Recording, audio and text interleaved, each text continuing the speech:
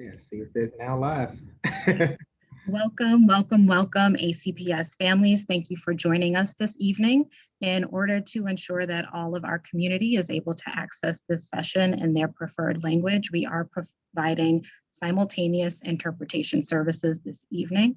We will start by asking our interpreters to provide instructions to families on how to access this session in their preferred communication language. For families, all you need to do is click the globe icon at the bottom of your screen if you're joining us on a computer. If you are joining us from a mobile device, please click the three dots at the bottom of your screen and then select your preferred language. Interpreters will now follow with instructions in Spanish, then Amharic, then Arabic for our families. Thank you. Bienvenidos a si quiere a traducción simultánea en español, por favor, empuje el símbolo del globo que está en la parte de abajo de la pantalla. Si está entrando desde su computadora y si está entrando desde su móvil, empuje los 4 puntos que están abajo de su celular. እንኳን ደህና መጣችሁ ወደዚህ የማህበረሰብ ስብሰባ የቋንቋ አገልግሎት እየተሰጠ ነው ያለው። ይሄንን ለማድረግ የአማርኛ ቋንቋን አገልግሎት ለማግኘት ለምትፈልጉ የዓለም ቅርጽ ያለበትን በመጫን አምሃሪክ የሚለውን በመምረጥ የአማርኛ ቋንቋ የትርጉም አገልግሎት ማግኘት ትችላላችሁ። እንዲሁም ደግሞ በስልካችሁና በታብሌት የምትጠቀሙ በስልካችሁ በላይኛው በኩል 3 ነጠብጣቦች አሉ። ያንን በመጫን ቋንቋውን በመምረጥ አገልግሎቱን ማግኘት ትችላላችሁ። ታንክ ዩ مساء الخير أهالي مدينة ألكسندريا مدارس ألكسندريا، بنشكركم على حضوركم معنا اليوم. نحب ننوه بأن هذه الجلسة مع الدكتور هاتشينغ باللغات المختلفة الفورية، اللغة العربية والأمهرية والإسبانيولية. إذا كنتم عم تحضرون من الكمبيوتر رجاء الضغط على إشارة الكرة الأرضية لاختيار اللغة المناسبة لكم، أو إذا كنتم عم تحضرون من التليفون رجاء الضغط على النقاط الثلاثة بأسفل الشاشة كرمال تختار اللغة المرجوة لكم. وشكرا على حضوركم مرة ثانية.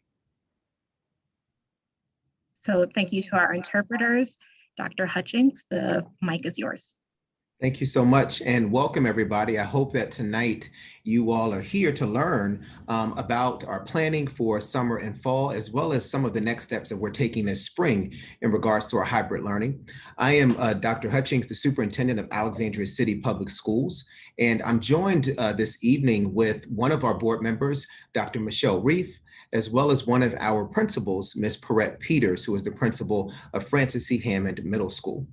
Tonight, we're going to be sharing information about our hybrid learning and some of the pivots that we're making most recently, as well as some of the planning that is occurring for our summer learning as well as our fall learning. And we are hoping that this will help our community members to have a better understanding around some of the work that we are doing and some of the work that has already been underway for a while now. So we're going to get right into this presentation, and then we're going to open the floor for questions as well as answers. And if you can use your Q&A or question and answer portion of Zoom to provide those questions or submit those questions. And our board member, Dr. Michelle Reif, she will read those questions and I will respond to them. And we may have some questions that will be answered by our ACPS leader, Ms. Perrette, who was on the call. And if there are any questions that relate to board members or to the school board, Dr. Reif, she may be responding to some of those questions as well. So we're going to go ahead and get started, and I'm going to turn things over to Ms. Peters, and then I will continue on with the presentation. Ms. Peters. Thank you, Dr. Hutchings, and good afternoon, parents and community members. I am Perrette Peters, and I'm the principal of Francis C. Hammond Middle School. And I have the pleasure of walking you through our phased reentry process that principals and school teams are taking to have a phased-in approach to additional hybrid students. The first step in our process began prior to spring break, where our principals and school support teams worked with our registrars to confirm the current intent of hybrid students. There were some hybrid students who had registered for hybrid but continued to remain virtual. And so principals and school teams made personal contact with those families to determine if they would continue with us for hybrid instruction or if they would remain virtual. Any family that decided to remain virtual or had not attended hybrid instruction as of April 13th was converted back to virtual. The second step in our process was the process for accepting additional hybrid students. And so school teams finalized their homerooms, their teams and content teachers, and assessed the capacity for accepting additional hybrid students.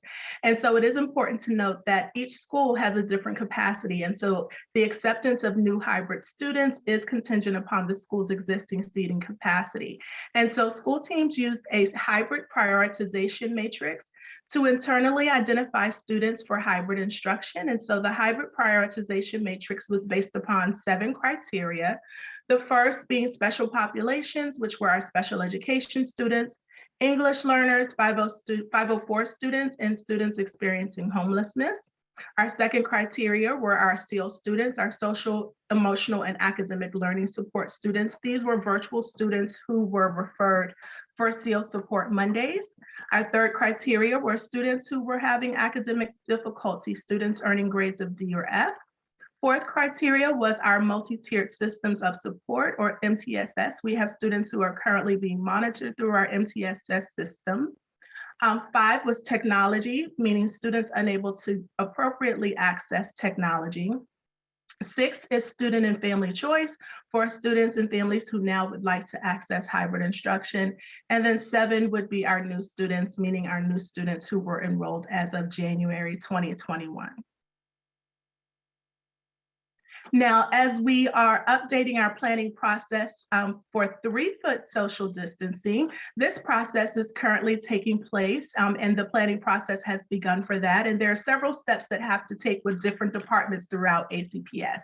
The first step is that our bus transportation will transition to 3-foot social distancing as of tomorrow, which is April 20th. Our school teams, school principals are working with our facilities department and custodial staff to readjust classroom spaces to 3-foot social distancing. And so our custodial staff are scheduled to have that completed by April 26th. Facilities will work with individual schools to update the school space and capacity to 3-foot social distancing by April 27th. Principals are also working with food and nutrition services to ensure that we are communicating the additional numbers that we have for breakfast and lunch that's being served to hybrid students. In tandem with that, Human Resources is also working with our staff members who have approved FMLA or confirming staff members who have a temporary remote status, which expires on May 3rd. And so those staff members will be available on site for work on May 3rd, unless there's an approved FMLA or other type of leave that has been approved. Now, school principals, since prior to spring break up until now, have been continuously contacting parents for hybrid instruction. And so most schools have contacted parents that fall within priorities 1 through 4. And so school teams will begin prioritizing groups 5 through 7 as we move to our updated 3 feet social distancing. And then it is also important to note that our citywide program for students with special needs will be expanding to 4 days of in-person learning. And this chart shows the phased reentry process for our current group of students who are starting tomorrow, actually, for pre-K through 5. And so it's important to note that this matrix is the original matrix that we originally created prior to spring break. And then we will be meeting with the school board on Thursday about additional updates for 3 feet social distancing. And so pre-K through 5 principals and schools have already completed the planning process that leads to phased reentry for our cohort A students tomorrow. So they confirmed the intent of additional hybrid students. They've updated PowerSchool. They've provided the additional list to transportation, and the new hybrid students should have received information through ACPS email on April 16th. And so tomorrow, pre-K through 5 students will be welcome for cohort A. And then on April 22nd, Thursday, cohort B will be welcomed to their appropriate elementary school. Secondary schools are also in the planning process. And so as of last Friday, we confirmed the current intent of hybrid students, in addition to any additional new students that will be entering for hybrid instruction. Our information in PowerSchool, as well as communicating to transportation, is due today. On Friday, our new hybrid parents or new hybrid students will receive a communication regarding bus scheduling and any additional updates by email. And then next Tuesday, secondary schools will welcome our cohort A students to hybrid instruction, and then additional cohort B students on April 29th.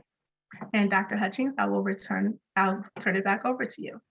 Thank you so much, Ms. Peters. So I'm going to talk a little bit about our planning for summer because we are going to have summer learning for all this summer. It's a little different than last summer because we are not in a hybrid mode for this upcoming summer, or like virtual for all students like we were. But one thing I want to point out is that it was very important for us to have summer learning opportunities for students that focused on academics and also provided some enrichment opportunities for our students as well. This year, our summer learning will take place from July 6th through July 30th, which is our traditional 4-week session. And this is for all students who choose to be a part of the summer learning. It is not mandatory. It is not required. It is strongly encouraged for our students to be a part of this, though. We will also be sending special invites to students that we really just know will benefit from in-person learning with our summer program, because we will have in-person options as well as virtual options, no hybrid options. So not similar to what we're doing currently. Students would either be in person Monday through Thursday from 9 a.m. to 1 p.m. From July 6th through July 30th, or they would be in a virtual summer learning, which is 100% virtual, which will also be Monday through Thursday, 9 a.m. to 1 p.m., July 6th through July 30th. We are this year going to offer an additional targeted virtual 2-week session. And this additional targeted virtual 2-week session will be by invitation only. This is for students that at the end of the summer session are still showing, that they may need some additional supports prior to the school year beginning. So there would be a recommendation for them to continue on in a virtual manner for those 2 weeks from August the 2nd through August the 12th. As you can see, these are some of the course offerings that we will be providing to our students. We have broken them up by, or categorized them by, different educational levels. So you'll see for our elementary, there is a pre-K component there, as well as our summer language and academies, our music camp, which is very, very popular, and then also our kindergarten prep, because there are a lot of questions about that, and we're going to be sending some more information out about our K-prep. Right now, our principals are really working through the final logistics in regards to K-prep for the upcoming school year. Our middle school offerings include the very famous music and theater camp. A lot of our students really love to be a part of both our music and our theater camps. But we will have the summer bridge opportunity for our dual language students, as well as our AVID Excel. And these were students who are going to be a part of our AVID program. And we have some boost courses, as well as middle school prep for our entering 6th graders, which is very, very important.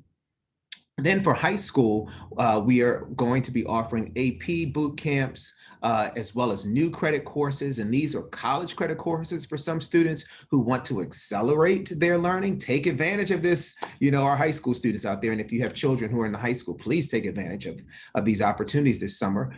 Credit recovery for any of our high school students who may be behind on their credits, so that they can catch up, so that they can graduate on time is our goal. So we want to provide that additional support. And then we have summer literacy programs, as well as our bridge program for the George Washington University Health and Sciences program. So these are some great opportunities for all of our students. Again, it is not required or mandatory, but it is strongly encouraged for students to be a part of this summer learning experience. And we want to ensure that it is not just about the academics, but there's also some enrichment and fun during their summer learning experience.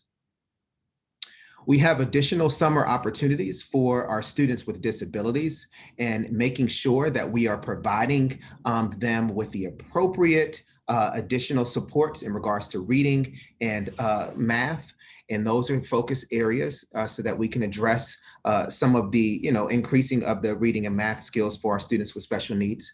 We also are going to offer our extended school year this summer, and that we offer this every summer. And this is for, our students who may need some additional supports and have that extended school year, particularly those who have IEPs that warrant some of these additional supports. They will be in place for our students with disabilities this summer. Just a reminder, and I know Ms. Peters mentioned this earlier in the presentation, but we are this spring going to be offering additional days to our students who are part of the citywide program. These are students with special needs who are part of our citywide program. This spring, we're going to be offering additional instructional days, in-person days for them, excuse me. I want to talk a little bit about our English learners and some of the services that we will be providing for English learners this summer. We are already beginning our professional learning sessions that we will provide for our staff members, excuse me, who will be teaching our EL classes this summer that will focus specifically on how to embed EL best practices into our summer learning curriculum. So we will be doing some work with that. We will have co-teaching opportunities for our English learners, as well as small differentiation groups. And it's similar to what we will be doing for our students who have special needs as well. Next slide. These are just a few of the summer learning milestones, because all of this stuff doesn't just happen at the drop of a hat, right? I wish it was that easy, but we do like to keep ourselves on a pacing, and we like to have deliverables, and we like to have target dates to complete our work so that it is done methodically and strategically. So this past month in March, we were focused on determining what were our staffing needs for this summer and what that was going to look like. We began to create our planning checklists, and that is a lot of the information that I'm sharing with you all now. That is what we spent the month of March working on so that we could have a framework and what our summer learning program targets would be all about. This month, we are specifically focusing on making sure that we are prioritizing which students we really need in our in-person learning. It's open to all, but there's some students that we really need to be a part of this summer learning program this summer. So we're going to be targeting many of those families, making sure that we have some type of prioritization rubric for summer learning, procuring our materials, as well as all of the curricular resources that we're going to need to have a successful summer learning experience for our students. Next month, we will be finalizing our staffing. So we're doing some recruitment now for staff. We're going to be finalizing that staffing of teachers and administrators and any of our support staff for our summer learning. So if you know anybody out there that's interested, we're going to be doing a huge kickoff to get people to sign up to assist with this. Our summer learning is, I'm going to repeat myself because if you missed it when I said it earlier, it is going to be 4 days a week in the summer, Monday through Thursday from 9 a.m. to 1 p.m. There will be in-person summer learning and there will be virtual summer learning. It will not be hybrid. So there's in-person summer learning or virtual summer learning, 4 days a week, 9 to 1. So they're half-day sessions. In June, some of our deliverables is finalizing our student schedule so that families understand, where their students are to report and what programs they are to be a part of. It is also our opportunity to work with our staff, with our professional learning, so that they are prepared to work with our students during the summer session. And then in July, we're going to be launching on July 6th, our summer learning, which the first 4 weeks is open to all, right? And we hope that all of our students will participate. But we do have an additional targeted instructional support that will happen between August 2nd and August the 12th. And this is for a targeted number of students that will do a virtual support that's additional to the 4 weeks of the traditional summer. Next slide. This is just a quick update about our fall planning. I think it is important for our community to know we will have 5 days of in-person learning. 5 days of in-person learning this fall. There will be no asynchronous Mondays. There will be no hybrid learning happening in the fall. It is 5 days of in-person learning, but we also know that some families are going to want virtual, and families will be surveyed in early May, so in a couple of weeks, to confirm their family preference for in-person or virtual in the fall. There will be no hybrid. It is either 100% in person 5 days a week or 100% virtual 5 days a week. That means our staff will either be teaching virtually or our staff will be teaching in person. There will be no hybrid. So I want to just make that very clear to everybody in the fall, that you understand that it will not look like our current structure is. The current structure that we have in place was because we wanted to keep our students with our teachers, and that required us to do the concurrent teaching model, so we didn't have to change around schedules. Our current schedule right now is to do 2 days of in-person for students and then 3 days virtual. And we did this hybrid approach because we're trying to get as many students into our buildings as possible, during the spring right now. But in the fall, it will be 5 days of in-person and 5 days a week of virtual, depending on your choice as a family. And we will be surveying you in early May. So please be on the lookout, but we're going to keep you informed about that, because that is information we are going to need 100% participation on, because it will require a lot of planning.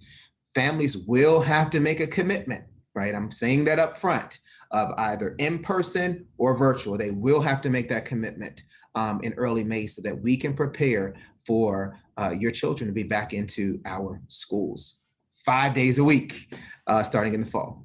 So I'm going to stop right here, and this is the time for us to take some questions from you all.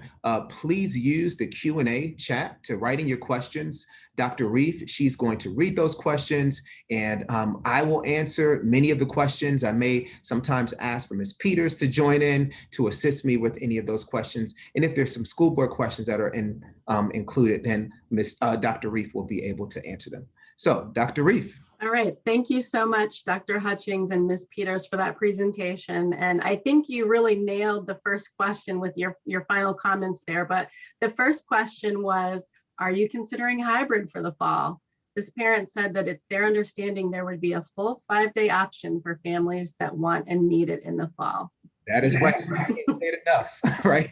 So right. I'll say it again, 5 days a week in the fall of in-person or 5 days a week of virtual. So families will have either an option for in-person 5 days or virtual 5 days. There will not be hybrid options in the fall.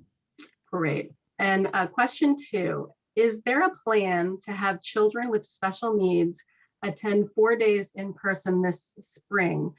Please address both citywide children and children receiving pull-out services for math and reading. Yes, so I know for right now, our goal is, in what we are working towards, is having our citywide program students to be a part of 4 days per week. We have not opened that those additional days for all students with special needs at this time. We are specifically focused on our citywide program students who will begin 4 days a week this spring, but not for all of our students with special needs. One thing I will ask, that if there are questions specifically about your child's needs or concerns that you're having, to please get in contact with either your case manager or your child's teacher so that they can call an IEP meeting and the IEP team can work through some supports. But we are planning to only focus on our citywide students for the 4 days currently, and all students will have 5 days a week starting this fall. Thank you. The next question is also about the spring. What is the plan to expand the number of days students can be in class when space is available? What can be done to achieve more than 2 days a week this current school year? So right now, we are focused on the 2 days per week because there's so many logistics in trying to keep our students and staff members together that we are trying to remain with that. We made that commitment early on, and in order to continue to maintain that, it does require us to have the 2 days each week, and that's to give us 2 different cohorts. It also affords us an opportunity to have more students able to experience the in-person. Many students, as we were going through that prioritization, and Ms. Peters, she spoke to all those 7 levels. We want to make sure that we're able to get through all 7 of those levels so that everybody gets that opportunity without having to change anybody's schedule or change your teacher or anything of that nature. So that is one of the reasons, well, that's one of several reasons why we are sticking to the 2 days per week at this time. But this summer, we will have 4 days a week of summer learning. And in the fall, we're going to have 5 days a week of learning for students that are in person. Okay, the next question is, what is supposed to happen on SEAL Mondays and who is supposed to be attending? This parent wrote that I was told by our principal that it's not open to special needs students, which is contrary to the priority matrix. Yes, so there are some more information that we're going to be sharing this Thursday in regards to our SEAL Mondays. Ms. Peters, you may have some insight to our SEAL Monday and some of the criteria that we're looking at because we had a team of principals and school members, school staff members to work on the criteria for our Mondays. So Ms. Peters, would you like to chime in on that? Absolutely. And so school teams internally identified students for SEAL Mondays. And so it was a wide range of students from special ed to ELL to any hybrid learner that the team identified. And so each team has their own capacity for how many students they can accept. And so she would most likely probably have to work collaboratively with that principal to see the space and capacity for their SEAL program on Monday. But it was not exclusive of special education students. It was the total of students that were identified by the team. So for that parent, if you can contact your principal to say, well, what does that space look like? Because I would like my child to be a part of it, or why was my child not included? Recommended, I think would be a good question for you to ask the principal. Yes, the recommendations were internal from this school support teams. Thank you. Okay, Great. Dr. Yes, the next question is the capacity being assessed based on the new 3-foot recommendation? And if not, when does ACPS expect to move to this standard? Yes, so right now we are actually in the process of having all of our classrooms readjusted to the 3 feet apart. So we will have all of our classrooms throughout Alexandria City Public Schools completed by April the 26th. And we also are currently finalizing our lunch planning because remember with the guidance, students are able to be 3 feet apart in classrooms with masks. However, during times of eating, like lunch, then they are required to be 6 feet apart. So we're working through all of those logistics so that we are still following those CDC guidelines as we transition more students in. So by April 26th, we will have both all of our classrooms reconfigured to 3 feet apart, and we will have solidified our lunch planning for each of our schools in regards to meeting the 6 feet distancing while eating. Terrific. The next question is, what are you doing to make our facilities safe?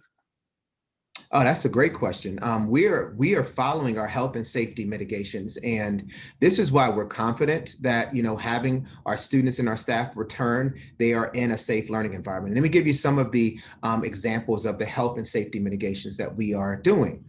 One is we do require our students and our staff to wear masks in our schools. We are following the social distancing guidelines by the CDC. We have additional cleaning protocols, and we've also updated our protocols for cleaning our buildings that are aligned with CDC guidelines and making sure that we have, safe classrooms and bathrooms and hallways and surfaces. We also have hand washing stations in all of our school buildings. We are encouraging students to wash hands more often than they used to. We have PPE available for students as well as our staff, and additional PPE when staff are in certain situations that require them to be closer to students throughout the day, that there are other PPE requirements that we put in place. We have daily check-ins where we are checking or asking health questions of our staff as well as our students daily, just to ensure that no one is entering the building and they have symptoms of feeling sick and things of that nature. And we are monitoring that. And I fill that out every day too, by the way. All of our staff are required to. We have temperature screenings that occur in the mornings. And we are so fortunate to be able to have these temperature screenings in all of our buildings. And they're really simple, where you just stand in front of a monitor and it takes your temperature just like that. Like, it's so quick and easy, and it'll let you know if you have a temperature or if you don't. So these are just some of the, the major health and safety mitigations that we put in place. We also currently have our dashboard that is now available to give us an idea of how many positives we may have within a school. These are updated every week.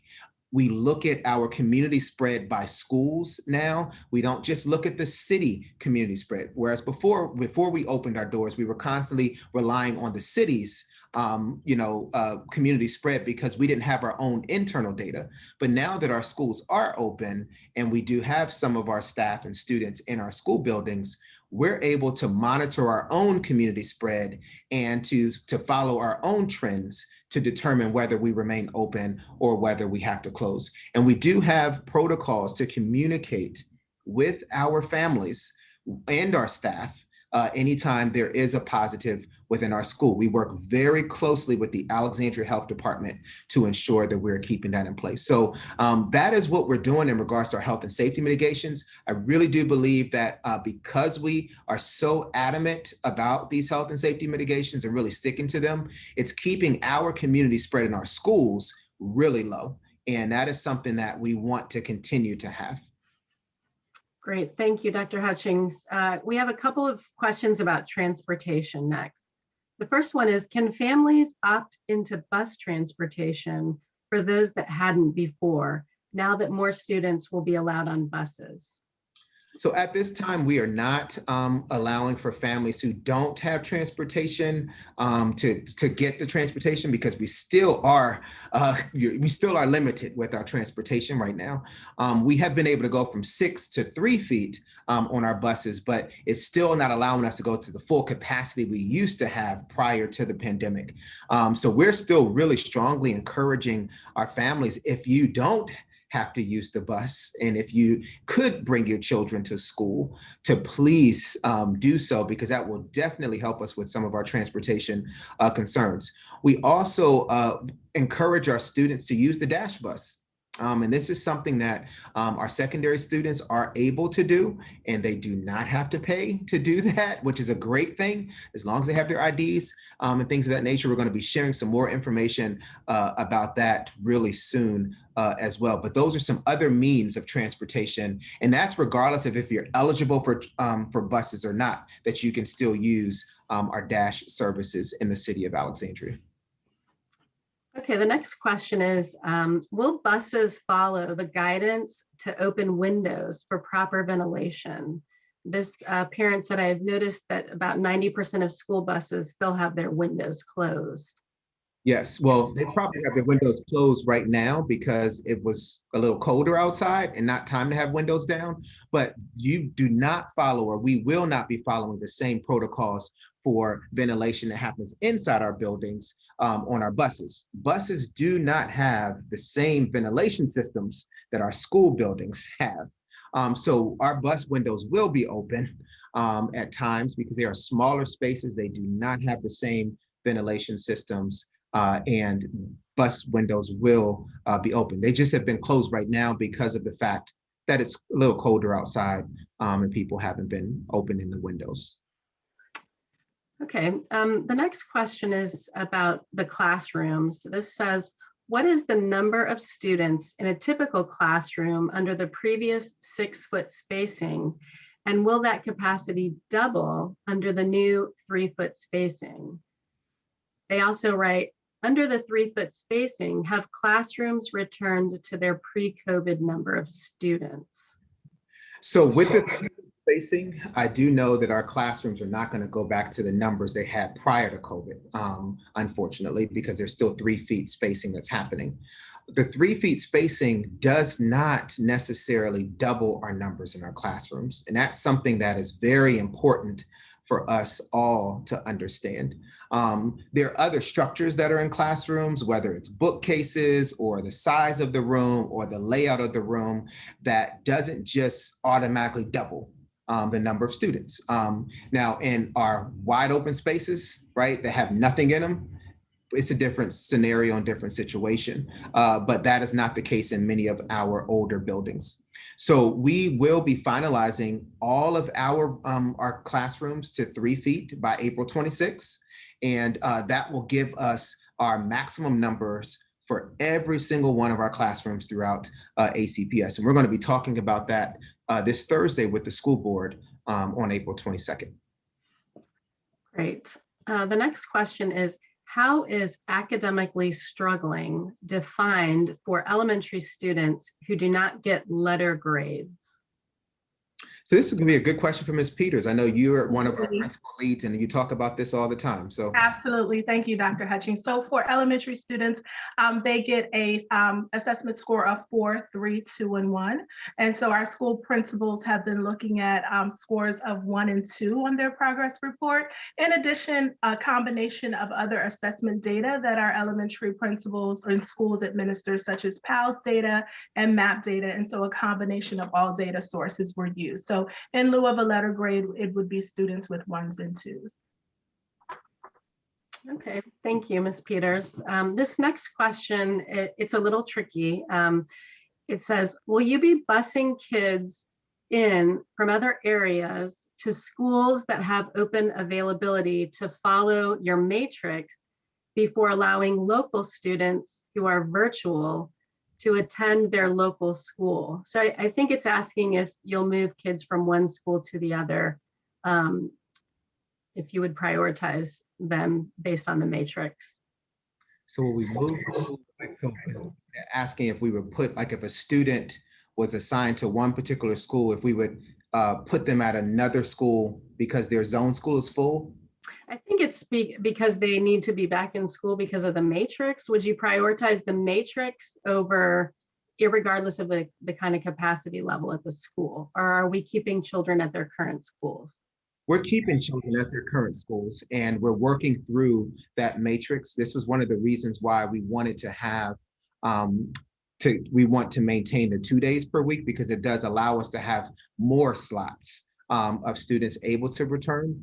So we are keeping students currently at their school on the specific dates that will be assigned to them, either cohort A or cohort B. So at this time, students will remain at their schools and we're maximizing the number of students able to do 2 days of in-person by maintaining cohort A and cohort B. Thank you. This question is somewhat similar. It says, my children currently attend Charles Barrett, and we have let our children's teachers know we would like for our children to attend in person. We were told that if there was an opportunity for them to attend, that we would be able to get a call. However, we haven't received any calls from the administration. Yeah. So we're going to start getting some calls from administration. Tomorrow is our first wave of kids who are coming in tomorrow. So April 20th, which is tomorrow, then we'll begin to also, remember, we're going to be shifting to 3 feet starting next week, next Monday. So then that's going to afford us additional spaces. So you're going to most likely begin to hear from your principal in your school or whoever their designee is to contact parents starting this week and next week. So you will begin to hear, more families are going to begin to get telephone calls because our spaces available are going to increase, starting next week as we transition to our 3 feet spacing. Great. You will hear from them soon. This next question is about summer learning. It says, do parents get to choose in-person or virtual for summer session? Or is it based on a priority matrix? Or the previous virtual or hybrid selection? So parents will have some choice, but we are starting with trying to get our most vulnerable students for sure and in person. So these are students that we have seen, and our team is working on those specific logistics. These are students who are just needing some of that in-person attention so that they are catching up with their peers in regards to their academics or social or emotional needs. So they're still working through those final logistics about the summer learning. We'll have some more information. We're going to be talking a little bit about that this Thursday with the board on April the 22nd. Ms. Peters, I don't know if there's something I left out from that, because I know you work with that committee as well. No, there's nothing additional that you left out. Great, thank you. The next question is, if there is additional capacity after all virtual students are given a chance to switch to hybrid, will any students be prioritized for 4 days a week? Well, we haven't thought about doing that as of right now. We have not, but things change all the time. Seems like, so I think we're going to have to see how things work out with our students that are coming in. Right now, our plans are to try to maximize the number of students we can get back into our schools at the 2 days per week. Some of the challenges that the 4 days per week can bring some of our families is that they still need some type of childcare on that 5th day. And we want to maintain our community partners who are also in our buildings at this time, during this particular time, during the school day, that we want to make sure that we are allowing them to utilize some of those spaces that we know families need for childcare. So we're working through that. So at this time, we have not looked at pivoting to 4 days per week, even after we have gotten all of our students in. But who knows what the future holds, right? But at this time, we're not looking at that. We're really trying to focus on the 2 days and making sure that we have multiple spaces for our families who would like to have a hybrid experience before the end of this year. Okay, I have another couple questions about the summer learning. And this is tricky the way it's written. It says, are the grades, I think for summer learning, for rising grades or for current grades? When you say that it's for, I don't know, 6th through 8th, is it for the rising grades that you're talking about when you discuss summer learning, or is it for the existing grades? Do you understand the question? Yes. So when we're talking about, so for example, when you're talking about kindergarten, that's for a rising kindergartner. When you're talking about 6th grade or anything like middle school prep, that's going to be for a rising 6th grader. So it is for your next year grade, not your current year grade. So summer, technically, summer begins after the school year ends. So now your child has matriculated to the next grade level. So that is the next grade level that we are referring to. Great. And this might be a good question for Ms. Peters. This is asking, what are BOOST courses? Thank you. Actually, BOOST courses are courses that Dr. Hutchings just described. It's preparing our students for their next grade level. And so the content that students are learning will help prepare them academically for their next grade level. Okay, thank you. And the next question says, thank you for the virtual program. How about PE? Yeah, we're virtual. It's going to be interesting. It really is. The Virtual Academy, and we're working through all the logistics right now. Fortunately, we're not starting from scratch, though. I don't know if you all out there are familiar with Virginia Virtual or Virtual Virginia. It's called Virtual Virginia. I think it's called Virtual Virginia. And Virtual Virginia it's a virtual program that was offered prior to the pandemic. So it's been around for several years now. And this is for families who choose to, not ever go into the brick and mortar of a school building. That they do all of their coursework, all of their classes, all of their credits are established online. And we are replicating that within ACPS so that the curriculum is aligned with ACPS's curriculum. The staffing and things are aligned with ACPS standards. So we are replicating what Virtual Virginia already does. Right now, the way Virtual Virginia works is they have online PE and online music and online art. And there are a lot of creative ways of doing these sessions, whether it is through some type of technology device. We currently use Zoom and things of that nature, but we're having some conversations around other software and platforms that may be used for our virtual program or virtual academy. So it can be done. It's the point that I'm trying to make, but we're still working through all of those logistics. Our virtual academy committee, their deliverable is scheduled at the end of May, beginning of June, is when we'll have all of that, all of those logistics finalized. So you'll get some more information over the next month or so. Great. The next question is the Young Scholars Program going to happen this summer or at all? So the Young Scholars Program, this is for our talented and gifted programs. And that is a good question because I'm not really sure if it's going to happen this summer or if it's in the fall. I will need to get back to you on that one. I don't think I have Dr. Mann or Dr. Mazingo on this call right now or on this Zoom. So hopefully they're watching and they'll send me a text and I'll know the answer in just a minute. So let me get back to that one. And Perrette, you may want to text somebody and find out about that. Great. And the next question is, what is the Summer Language Academy? So the Summer Language Academy is for some of our dual language schools. So we have a dual language program, and then we also have some of our students who are taking up other languages over the summer. But when we refer to our dual language, we know that Mount Vernon and John Adams, they both have dual language programs. These are opportunities for our students who are part of these programs to get that summer bridge and enrichment. Great. The next question is, what are your considerations for handling disciplinary issues, such as children not wanting to wear a face mask? So yeah, we're working with those on a case-by-case, situation. We do have some situations where students who are in certain classrooms, and it could be for a number of reasons as to why they cannot maintain their mask on at all times. We're taking additional precautions in situations like that.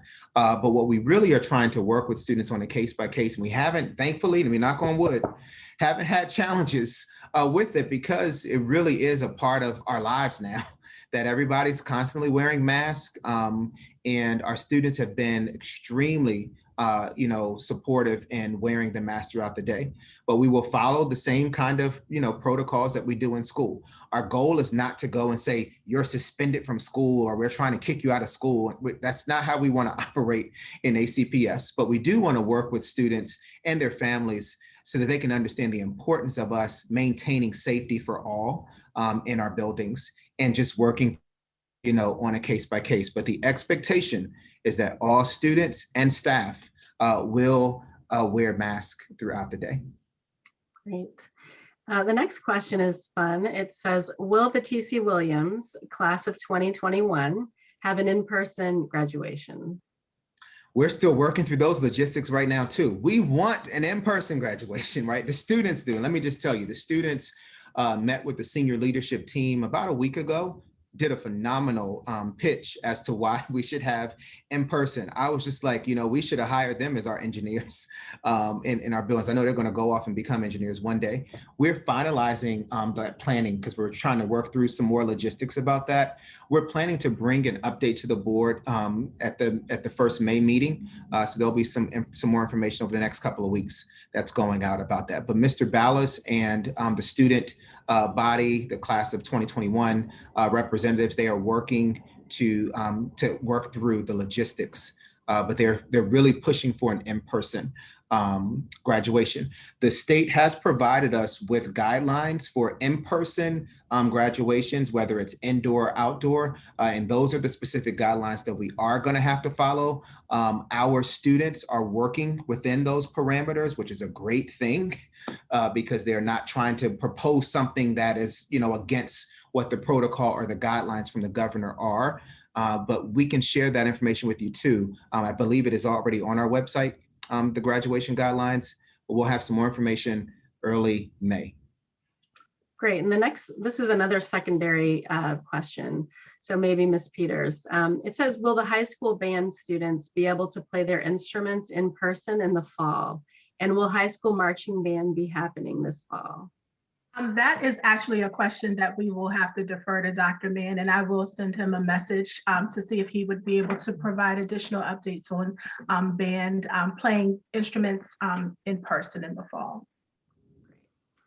Here's a question about kindergarten prep. Where is the best place for families to look for information about K-prep once a plan is finalized? So yes, so your zone school is going to be sending out that information to all of our prospective families, and it will also be a part of our website. So very similar to what we do in previous years, we first target families that we're aware of that are coming in to kindergarten or rising kindergarten, who have rising kindergartners, and then it's also everywhere on our websites and things as we go out. But we're still finalizing those plans. We really want to have in-person kindergarten prep.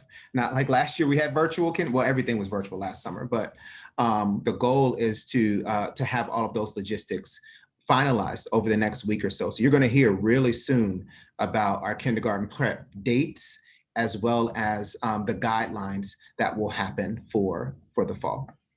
And Dr. Hutchings, before we go to the next question, Dr. Mann did message me and let me know that band in the fall and whether or not they will be able to play their instruments out loud will be determined. It has not been determined at this moment. Okay, thank you. Somebody wants to know, how can I get a copy of this slide presentation? So all of this is going to be recorded, and the PowerPoint presentation will also be posted with the link to viewing this entire session today. So you'll be able to view this or get the PowerPoint presentation from our website. Great. This question, I'm not sure. I think it may be about the fall. I'm not sure. It says, do you anticipate the days will be all day, i.e. from 9 to 3 o'clock, or half days? So in the fall, we have not changed any school times for the fall. So we're expecting to have our regular school time in the fall, 5 days a week, in our school buildings for in-person, as well as 5 days a week virtual option for families who want to remain virtual 100%. Will there be support for foreign languages over the summer? My child will have gone 7 months without any language instruction. So we will have some supports for language as well. So there will be supports for all of our content courses, and specifically, I'm not sure which languages and how long those sessions or what the enrichment will be, but there will be opportunities for students to get some enrichment in languages. Okay, thank you. This is a question about the ventilation in the buildings. It says, will schools be opening windows and/or adding HEPA filters in the fall to mitigate risk with many more students returning? So we're going to be having an actual overview, a very detailed overview of our air quality this Thursday with the board. And specifically, one thing I know that I just want to make a point of is we do follow CDC guidance, and we also look at the American Society of Heating, Refrigeration, and Air Conditioning Engineers. It's also known as ASHRAE, which is an industry leader in the area of HVAC. They have guidelines as well that are aligned with CDC to help us determine what is the best practice in our buildings in regards to air quality. We're going to have a full detailed presentation this Thursday with the board, and more information that will be going out into the community after our board meeting. Great. The next question is, it says, please confirm that all teachers will be present in the classroom for summer, since there is not a hybrid option.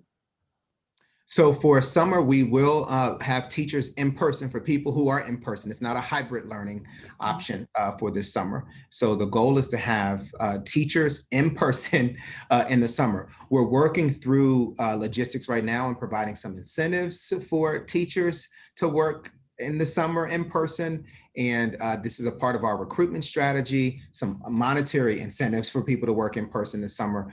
And it's a part of our recruitment strategy so that we can have in-person learning and not a virtual type learning environment for students. For the students who are in person is what I mean. There still will be a virtual option. I want to make that clear. There still will be a virtual summer learning program. But for in-person summer learning, we want to ensure there's a staff member teacher in person with those students. I just wanted to make that clear. Great.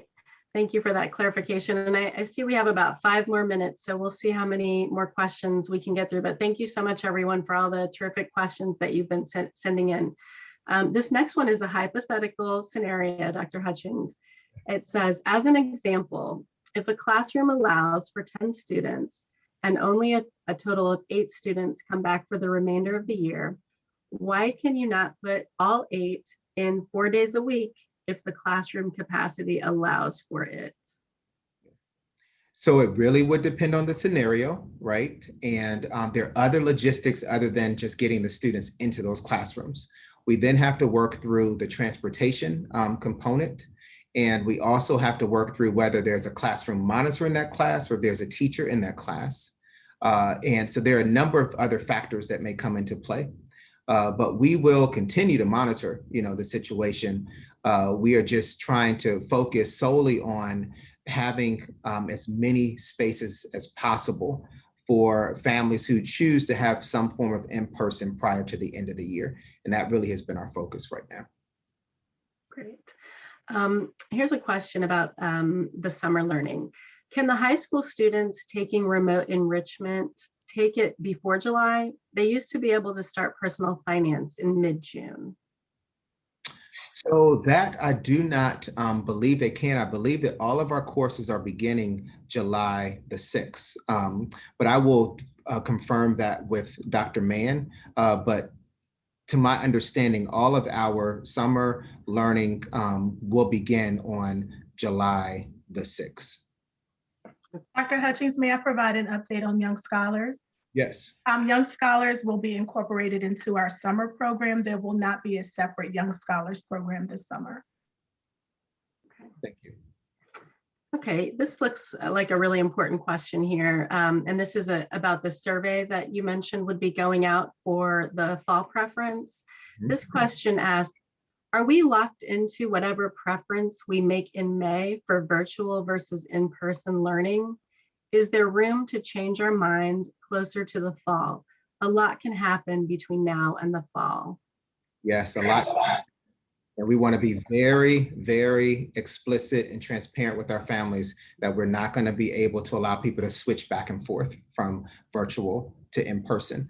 And the purpose in that is there is going to be so much planning that goes into having our in-person, from hiring appropriate people to making schedules, that we would not be able to open our doors if we had changes, at the last minute of our families. So we are going to have families make a commitment.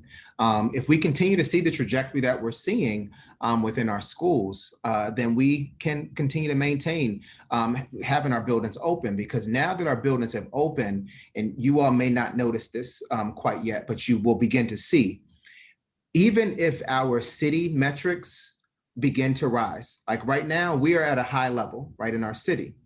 Our school metrics are not at a high level. So we do not have to go back to virtual because the city is at a high level.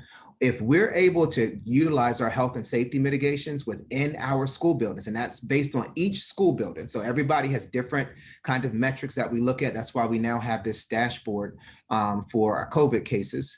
But then we are still able to maintain our open status. And that is a huge difference from how it was prior to us opening our doors last month. Before, we relied heavily on our city metrics and the Northern Virginia region metrics.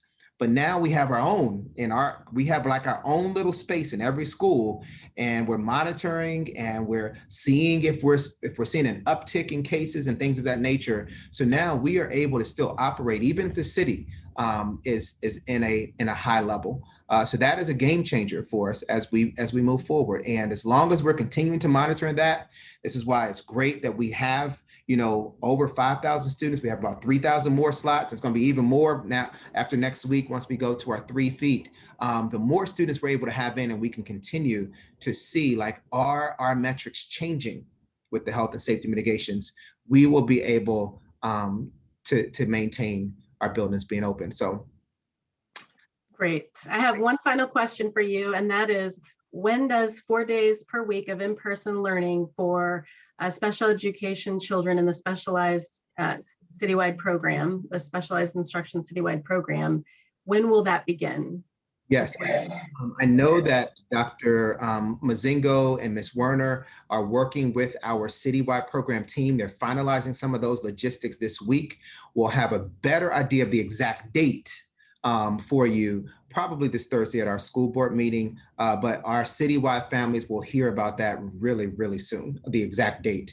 But we're finalizing those logistics. We are going to 4 days. We're just finalizing the logistics on the classrooms and not the monitors, but the instructional support team and the teachers, and how many families are going to, you know, take on this option of the 4 days per week. So we're finalizing that, and really soon we'll have a definitive date. But it is happening, but we will have a definitive date for you really soon.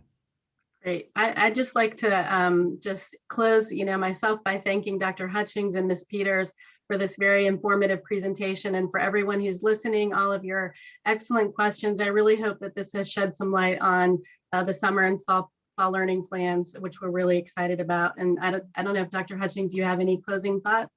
Yes, and I want to thank you, Dr. Reef, because you were able to ask all those questions, which it is so wonderful, one, to be able to see the board and the superintendent and our staff and our leaders all working together to ensure that we're providing a healthy and safe environment, not only for our students, but also for our staff members.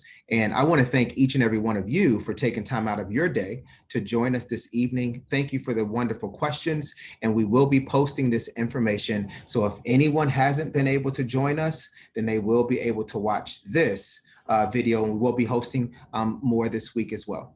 So enjoy the rest of your evening and have a good day.